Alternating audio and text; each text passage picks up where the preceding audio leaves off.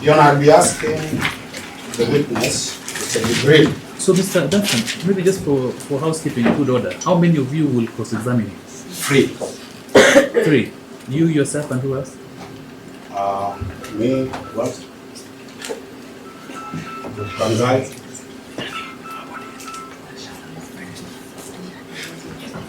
So only 3 of you? From Yes, the we'll cross-examine him. The others will submit. I think that is okay. Mr. Jibril. Yes, Your Honor. Can you confirm your position at IPOA over this matter? You're asking my hand? Obvious. That's what I'm asking. Your Honor, as indicated, I'm a senior assistant director in investigations. And confirm that you are an investigator. Yes, Your Honor.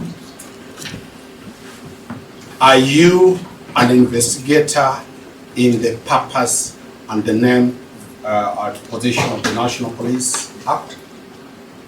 IPOA Act. Under IPOA Act.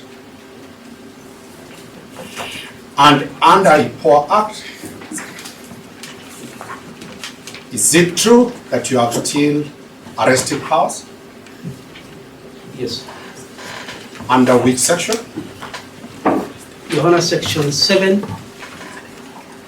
of the IPOA Act and Section 7 of the IPOA Regulation Act actually gives me the powers, privileges, and immunities of a police officer. So Section 7. And which section? Both Section 7 in the IPOA Act and Section 7 of the IPOA Regulations Act. Gives you the powers as that of a police officer. Yes, sir. And in this matter, you are now actively participating pursuant to those provisions as an investigator. Yes, sir. Thank you. Are you well conversant with the law? Depends on which area you want to ask. Are you, you know, some of us went to teach, then we became lawyers. Some people are mad about that. Do you have any legal training? Yes, yes, I do. Could you refer the court to your legal training? I'm an advocate of the High Court of Kenya. Thank you. You are an advocate of the High Court of Kenya. Look at the Criminal Procedure Code, Section 386, as an advocate of the High Court of Kenya. Could you be given it? Your Honor, we'll have an objection. Yes. I've not asked the question. We can see. Your Honor, I've not asked your question. Your Honor, at least should I be allowed to make the objection? Yes. Of what? Let me just object, then you No. You wait until I ask. I've just told to look at it. It might be just to admire it. Your Honor, we'll be requesting the court to just... Danstan Omari. Yes. Let's hear his objection. That's right. Yes, thank Your Honor, the witness before the dock Yes. has come here on the basis of his affidavit on the factual matters. And that explains why the defense requested that my colleague, my learned senior, does not go into the facts. Section 386 of the Criminal Procedure Code, or whatever provision of the law, is a matter of law. And the objection again goes into the earlier intended preliminary objection, which we have had sight of, where the argument, in a sense, is that this matter, now we have had a copy, although it's not filed, this matter should have been the subject of an inquest and not a miscellaneous application. So that, because we are alert, the defense should not try through the window to bring in a preliminary objection which they admitted not to have filed. But more importantly, that this is a witness of facts, not a witness of the law. We can deal with the law between the lawyers. Thank you. But Your Honor, is the law a fact? Is he in a court of law? Yes, he is. Is he an advocate? He knows it. What is it that they are fearing and telling us we are coming through the window? If we come through the window, please respond and throw us out of the house.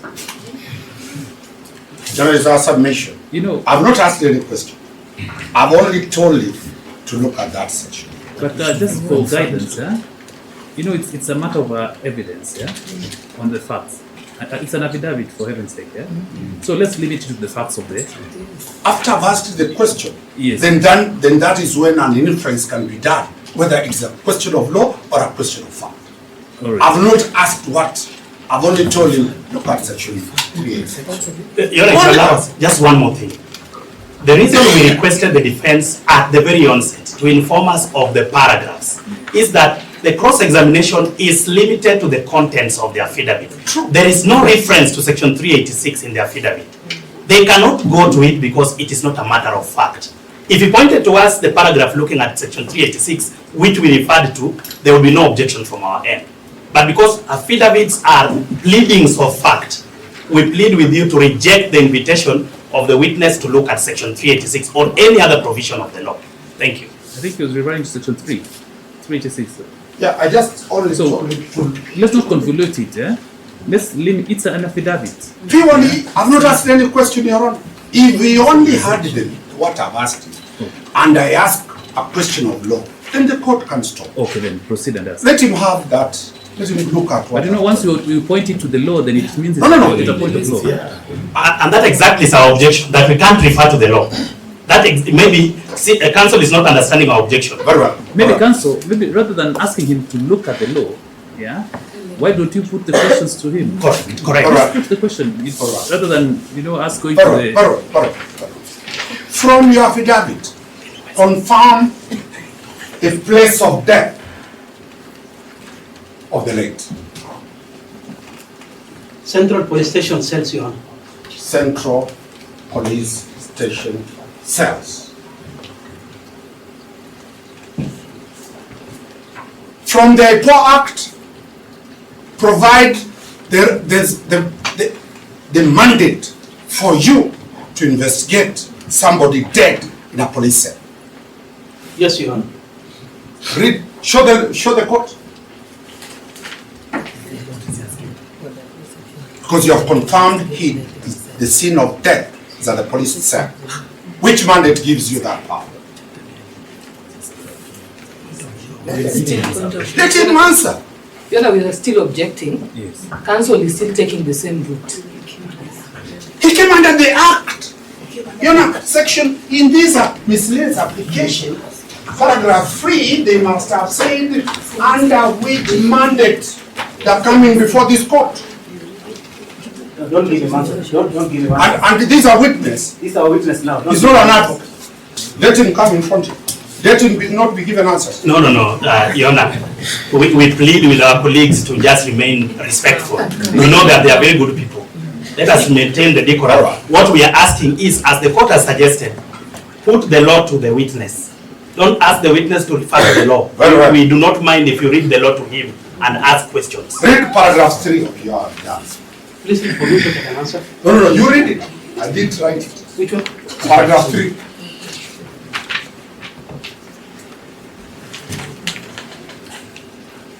That investigations by IPOA are pursuant to section 6A, 7.1 and 25.1 of the IPOA Act. Is that the law? Yes, Is that a fact or that is the law? that is a fact as per this affidavit. That's what I'm saying. You have quoted the law. True. Yes. Therefore, it is not wrong to ask you a question of law because it is yours in your affidavit talks. Give me the law that gives you mandate to investigate a person who dies in a police cell. That is simple. I have indicated the sections. 6.1, 7. Tell the court. Just tell the court. Yeah, Honor, I have indicated section 6A, 7.1 and 25.1 of the IPOA Act. Could you kindly read to the court those sections that gives you that mandate?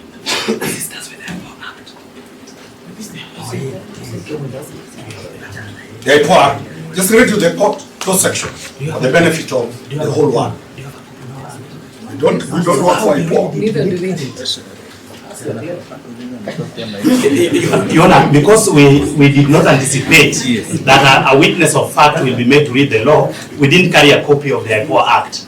If they insist that they want to read it, let them just give us the... Which This day and age suffers of from technology, follow selective amnesia when he is cornered. It is on. It is there on any phone. Just read phone. Read the section. 6. You read. Okay. Section 6, Your Honor, talks about functions of the authority. Yes. Here means IPOA. Yes. That the functions of the authority shall be 6A, investigate any complaints related to disciplinary or criminal offences committed by any member of the service, whether on its own motion or on receipt of a complaint, and make recommendations to the relevant authorities, including recommendations for prosecution, compensation, internal disciplinary action, or any other appropriate relief, and shall make public the response received to these recommendations. Shall I continue? Yeah. Anywhere where the death of a person in police specifically comes up. My question is specific.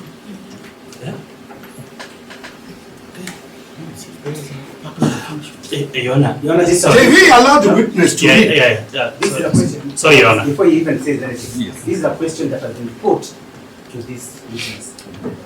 It is about what he has said in his affidavit. He is being asked to justify why he is here and what gives him the powers. The state who has not been asked a question can now stand and start giving him answers or start supporting him. Let him answer. Yeah, if Mr. Witty, Yes. do you have Yes, Your Honor, I just wanted to indicate. yes. Section 6 has been referred to in the affidavit. The witness has been asked to read. He has read the affidavit. Yes. The witness is being asked about the law supporting an action which is not in the affidavit. That's where the difference is. The witness is saying that Section 6 allows us to do A, B, C. But counsel is asking, does the law allow you to do A, X, which is not in the affidavit? We believe that by him having cited to us the paragraphs he would ask questions on, asking the witness about the law allowing you to investigate deaths in cell, which we have not referred to in the affidavit, is going outside the affidavit. But we would be guided. Mr. Witty, I think it's the bane of contention. So let him answer. If it falls under the ambit of that section 6, let him just say That's right, it that's right. falls That- under that provision of the law, and let's leave it at that. That's right, yes, that's right. And the question we are here about is specific to death inside a police cell. And that is all I'm saying. If he says that section, Yes. then the court will go and make a ruling out. That's all we're asking. In relation to death in a police cell, In police custody. it's not you to send me my question. I've asked you my question. You can't set a question and answer yourself.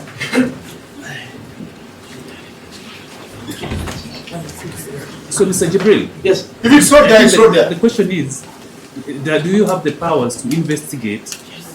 We have powers to investigate death that occurs under police custody. And that's good enough. Yes, Let's and go to the next. custody. Because I'm saying the court has gotten what we have asked. Yes. The question has been answered. We'll do submissions on it.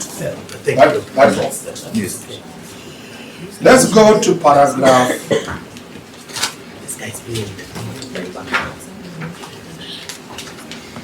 Paragraph 7. You have paragraph 7? Yes. Read to the court what that paragraph says. Your Honor, the paragraph says that the respondent was arrested on 13th June 2025 by DCI officers and subsequently handed over to IPOA and was later booked at the Gata police station by OB 50-13-6 of 2025 at 18:05 hours. The DCI officers arrested him at what time, according to you? He said around 3. You read the exact what you said.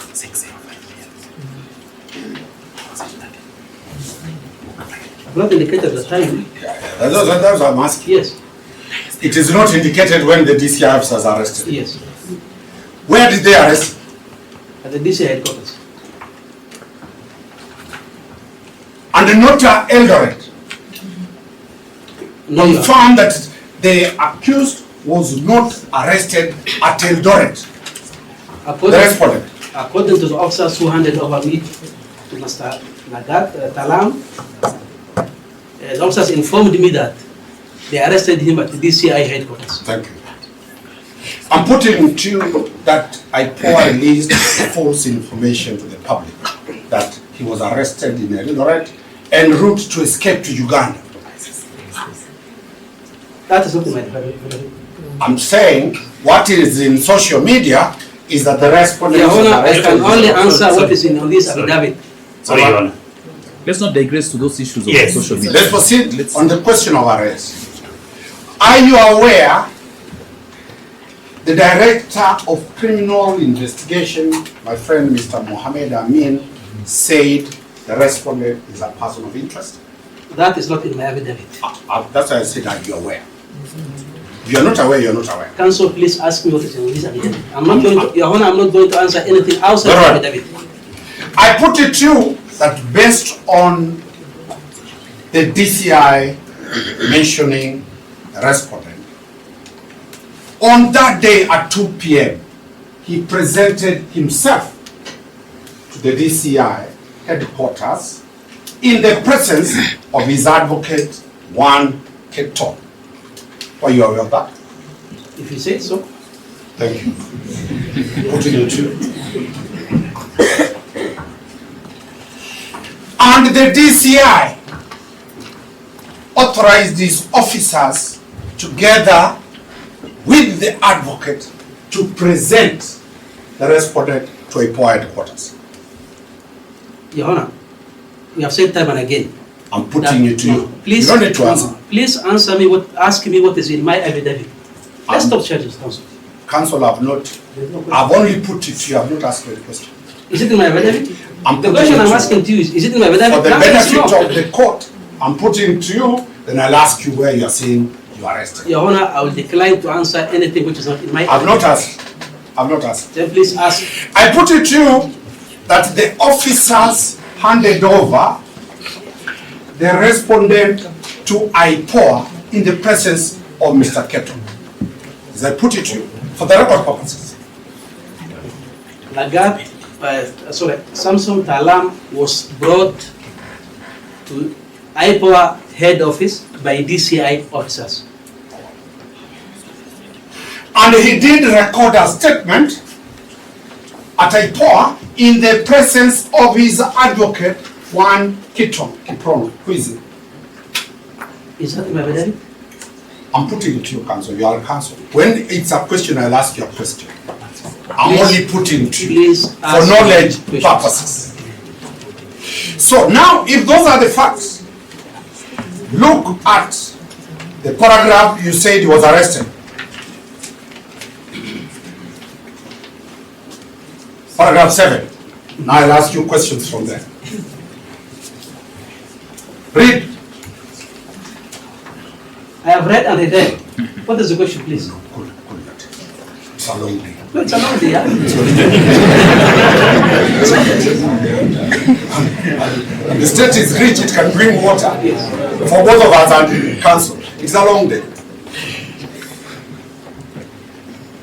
Can you confirm that paragraph 7 is not true, that he was arrested by the DCI officers?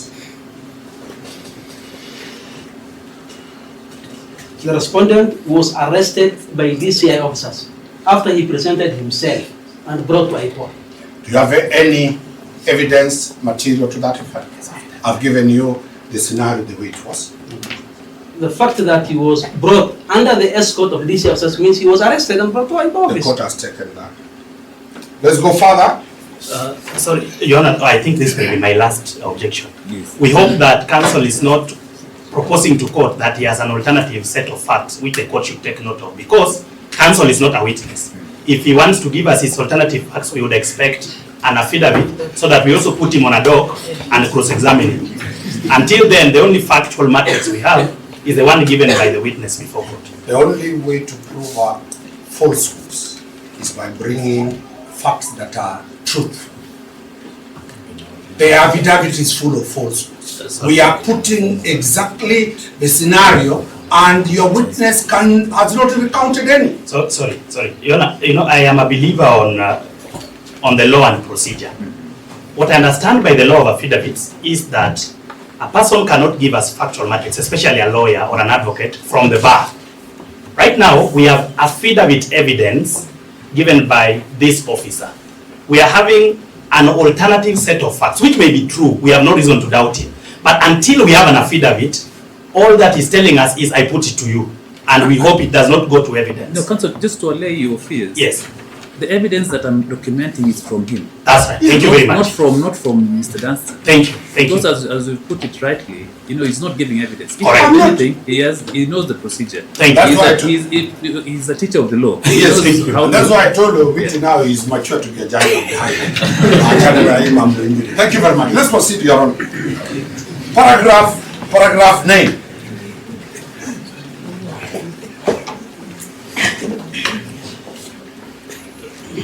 Yes, Your Honor. Paragraph 9. Yes.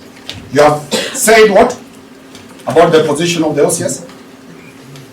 The respondent at the material time of the incident, he was officer commanding Central Police Station, exercising command of the Central Police Station, hence persons of influence, and has capacity to interfere with the ongoing investigations and likely witness.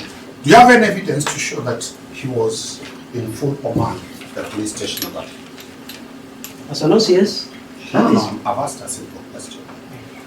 It is either you have it or you don't have it. Do you have anything, either duty roster or something showing he was on duty or in command? Your Honor, what the advocate is asking is that you are the presiding magistrate here. Do you have the power at this court? I mean, once you are an OCS, you have got a power over that station. Come on, counsel. We have agreed that you don't have. You are looking for it. Let me put it far. And let me put it to you. And Your Honor, Yes. just to answer also, whatever evidence that I had, I have put as an extra. Yes. Anything else which is not here is purposely done to safeguard, first of all, the integrity of the investigations. And they will be provided at the most relevant time. I'm well aware that this will not be the forum where those charges will be preferred. Yes. And I've asked a simple question. Yes. Among the annexures, There are have you produced an annexure showing he was in command of the police station at the time the offense was committed? I recorded his statement and he confirmed that at the time of the incident, he was the officer commanding station at Central Police Station, in the presence of his lawyer. I have not attached in this affidavit. Simple. The answer is clear. You have Yes. not Let's attached. go to the next All that's question. what you are looking for. It's not attached there. And maybe to answer your question, any other type that you might ask, it's not there, save for the OB extracts. Just don't go. Relax. And you are a lawyer. When I say I put it to you, don't respond. I've not asked any question. Why are you putting in the first No, place?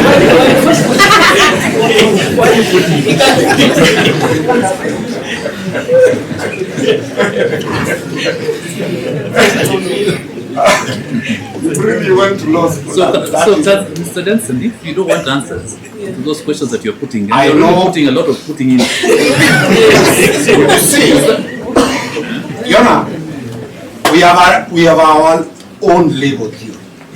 Allow us to proceed. Okay. What is relevant, record. What is not relevant, leave it. I put it to you that the police station and the deputy was in command as an OCS. That is not in my affidavit. And I put it to you that the OCS was never near Central Police Station. That is not in my affidavit. Thank you. The world has heard it's not in there. Let's go, paragraph 15. On the question of him likely to plan. You there? Yes. We have agreed there is no any material presented. Yes, nothing Thank you. attached. Let's proceed. Paragraph 10. You go back. Oh, I asked you paragraph 15, 15. yes. I'm going to paragraph 16, sorry.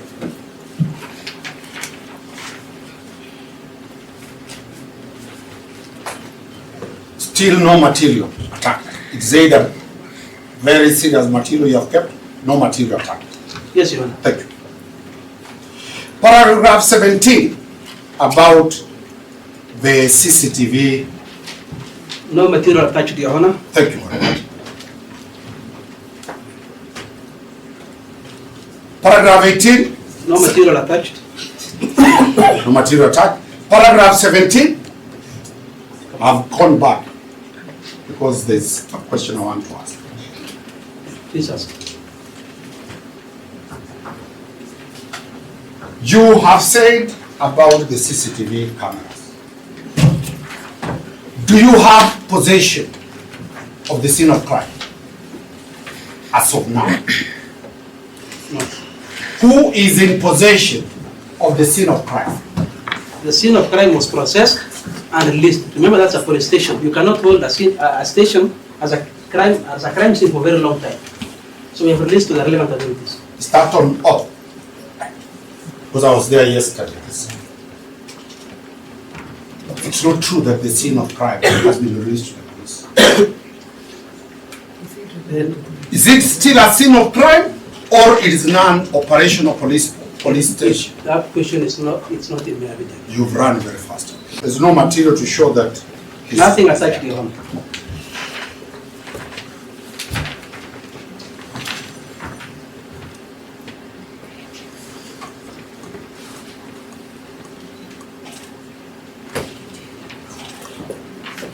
Paragraph 19.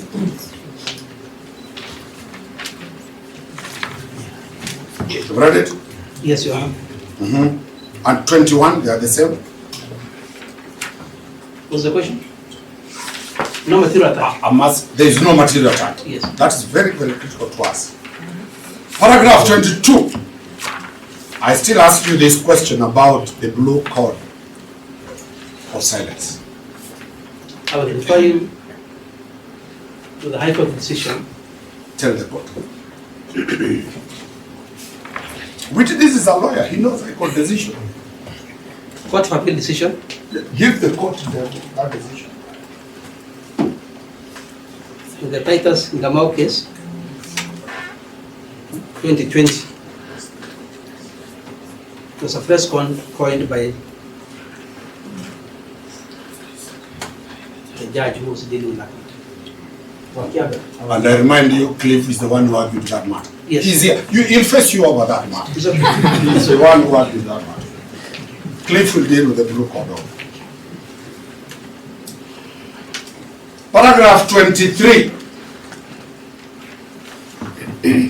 You are now providing reasons as to why you want him to be detained for 21 days. True?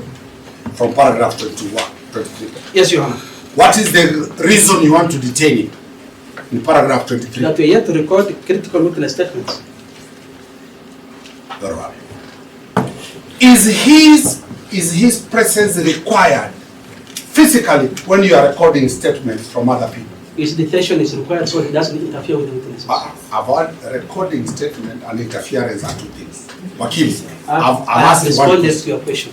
The reason as to why I'm seeking that prayer is to have him detained so that he doesn't interfere with the witnesses.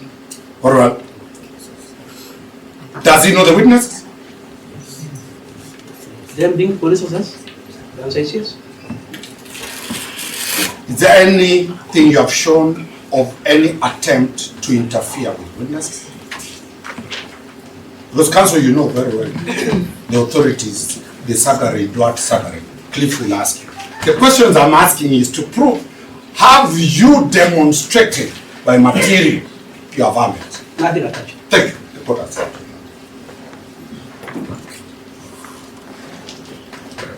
Paragraph 24. What are you addressing? That we are saying if released, his security is not guaranteed due to the public anger demonstrated by the case. Come again?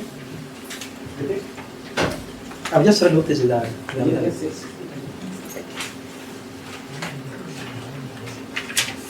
Yes. I'm saying that the crucial matter of the deceased has elicited widespread public anger. And therefore, if released at this point, the respondent's security cannot be guaranteed.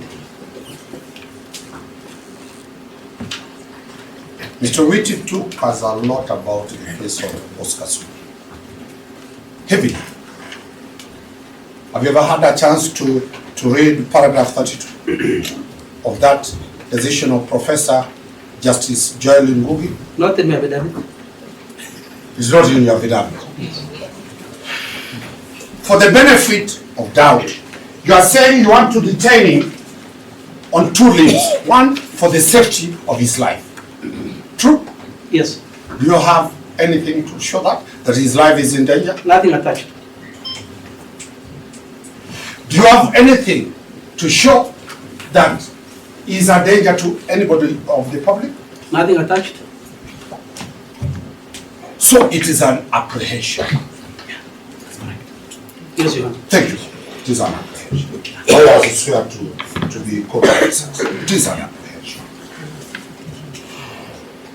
And you are very aware that the National Police Service is the one mandated to provide security for everybody in this country, including the already convicted murderers. You are aware of that? Not in my affidavit. No.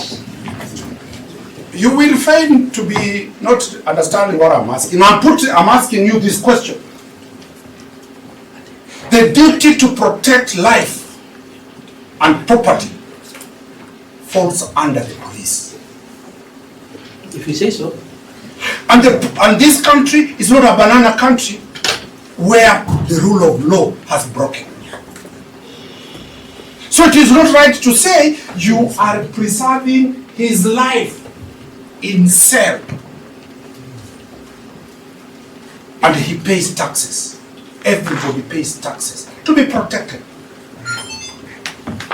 And that it will be dealt with in the cases that I've talked about.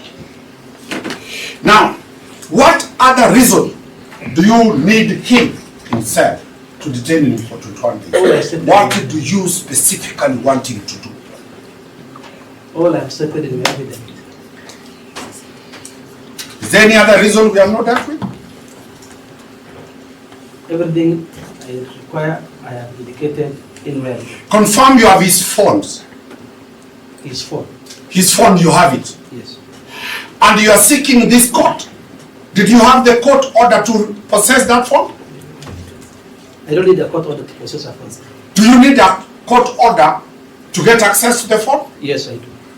Where is the provision that does not allow you to have authority to possess?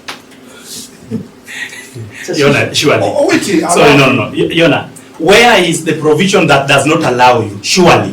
Where is You are the asking provision? for a provision which does not allow you. This is a negative provision, does not exist in our law. He should tell us the positive provision, and counsel can put it. He can continue putting it to him that this provision does not allow you, not the negative provision. Maybe rephrase your question, Mr. I'll rephrase it. You know, which has a problem is preparing for the judge. Okay. It's not a key for this matter. You need him 21 days for the sole purpose of granting access. Is it him who grants access or the court?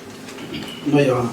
Who grants? I need the 21 days to complete my investigations. I've asked a question specific. Do you need my client in cells for the purpose of analyzing the phone? I need your client in custody for 21 days to complete my investigations. I've asked a simple question. Is there any role he's required to do in forensic analysis of our phone? I'm not an expert in forensic analysis, so I cannot say it. So, your arguments are not based on any scientific, because you never consulted a forensic expert? It is you swearing 21 days. Yes. And I've asked you, should the court why 21 days? Why do you need him specifically? Your Honor, the issue is not about only phone extraction. It's not only about phone analysis. What else? I have said to complete my entire investigations that entail so many things. Among them, what you have stated.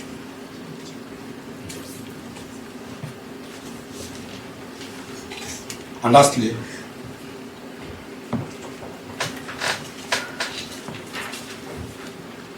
You have already attached the order in your application. Look at it. We have an order.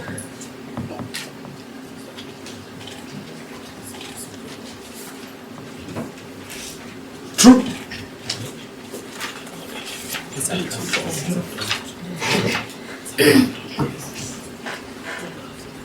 Makori, this is a competent advocate and witness. No, I'm just. I have seen an annexure here. Can I check yours? I've seen an annexure there.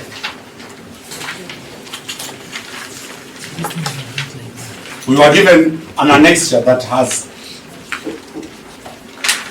Is it yours? Yes. Or disowned it? No, it's ours. Very well. Let me ask you the question. You are certain you are getting It's a draft. these orders? Counsel, No. It's a draft. Which is saying, is the office of the DPP or IPOA that gives the orders, or is the learned court?